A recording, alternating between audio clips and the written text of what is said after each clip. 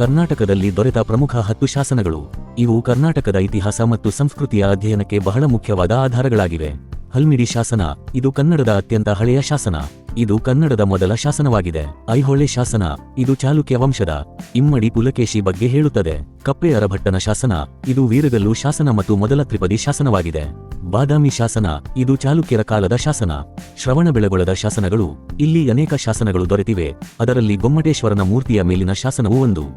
ಅತ್ತಿಮಬ್ಬೆಯ ಲಕ್ಕುಂಡಿ ಶಾಸನ, ಅತ್ತಿಮಬ್ಬೆಯು ದಾನಶೀಲತೆಯ ಬಗ್ಗೆ ಈ ಶಾಸನ ಮಾಹಿತಿ ನೀಡುತ್ತದೆ. ಜೂರಾ ಶಾಸನ, ಈ ಶಾಸನವು ರಾಷ್ಟ್ರಕೂಟರ ಕಾಲಕ್ಕೆ ಸೇರಿದೆ. ಆತಕೂರು ಶಾಸನ, ಇದು ಗಂಗರ ಕಾಲದ ಶಾಸನ. ಕವಿಚಕ್ರವರ್ತಿ ಜನ್ನನ ಅಮೃತಾಪುರ ಶಾಸನ, ಇದು ಕವಿ ಜನ್ನನ ಬಗ್ಗೆ ಮಾಹಿತಿಯನ್ನು ನೀಡುತ್ತದೆ. ಅಶೋಕನ ಬಂಡೆಗಲ್ಲು ಶಾಸನಗಳು, ಮೌರ್ಯ ದೊರೆ ಅಶೋಕನ ಆಳ್ವಿಕೆಯ ಕಾಲದ ಶಾಸನಗಳು. ಈ ಶಾಸನಗಳು ಕನ್ನಡ ಭಾಷೆ, ಸಾಹಿತ್ಯ, ಆಡಳಿತ, ಧರ್ಮ ಮತ್ತು ಸಂಸ್ಕೃತಿಯ ಬೆಳವಣಿಗೆಯನ್ನು ತಿಳಿಯಲು ಸಹಾಯಕವಾಗಿವೆ.